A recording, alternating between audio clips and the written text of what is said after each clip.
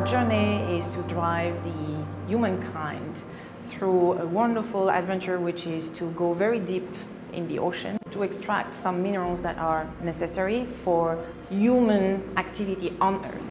Tonight, President Trump signed an executive order that he says aims to speed up deep-sea mining. Now, right now, mining companies have to go through the United Nations-backed regulatory agency called the International Seabed Authority. President Trump's order would allow companies to bypass that. Commercial deep-sea mining has not yet begun, but scientists are already warning nations about the possible consequences for marine life.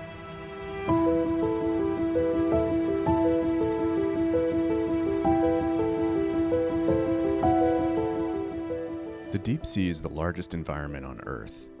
Though still largely unexplored, we know that it is home to diverse life, complex ecosystems, and interconnected processes vital to the health of the oceans. Now, the deep sea is receiving attention for a different reason. The prospect of harvesting rare earth minerals from the seafloor. Investors see it as an opportunity to fuel the transition to newer and cleaner technology, but is the excitement justified? Uncertainty remains as to whether deep-sea mining is truly viable or if its risks outweigh its potential benefits.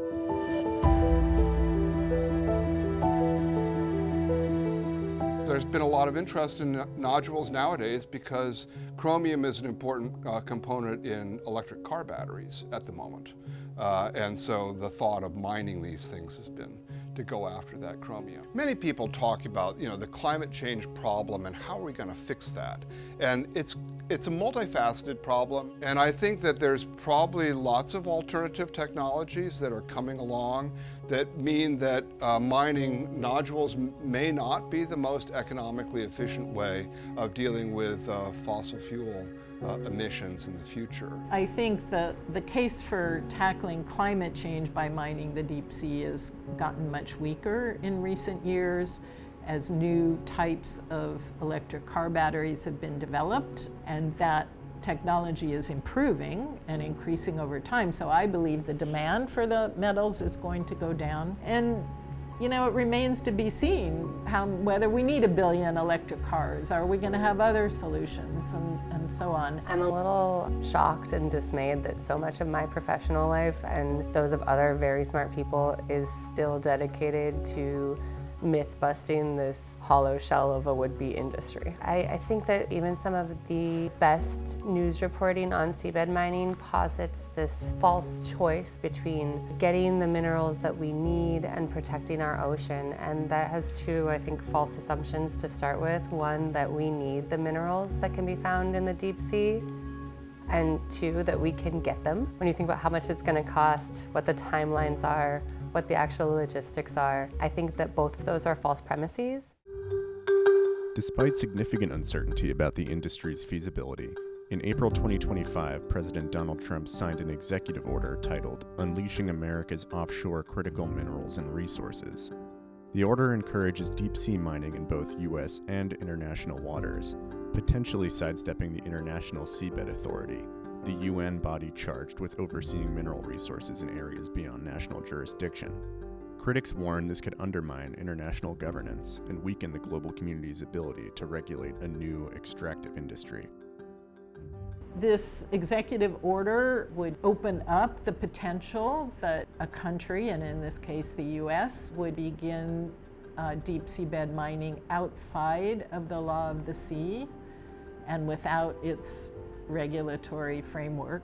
And that's created a lot of upset among the many countries that have been working with the International Seabed Authority to try to develop regulations. Pretty much all the member countries of the ISA are concerned about the potential that the US might go ahead and mine without their regulatory framework in place and without abiding by those rules. Particularly as some nations, like the US, move to accelerate deep-sea mining, we are reminded of how little we truly know about the environments that are being targeted.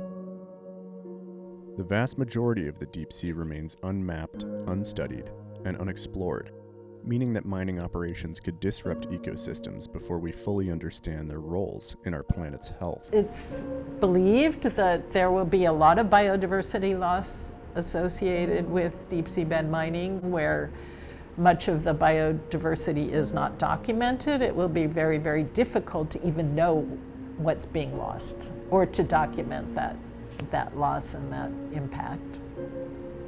It's also a place that we haven't studied very much. You know, we don't know about a lot of the biodiversity that's likely in the really deep ocean because it's lightly explored. I'd say the number of cruises that have gone out to really understand what is down in the truly deep parts of the world's oceans, I could count the expeditions on a hand. So it's a poorly explored place that could be utterly obliterated by our activities.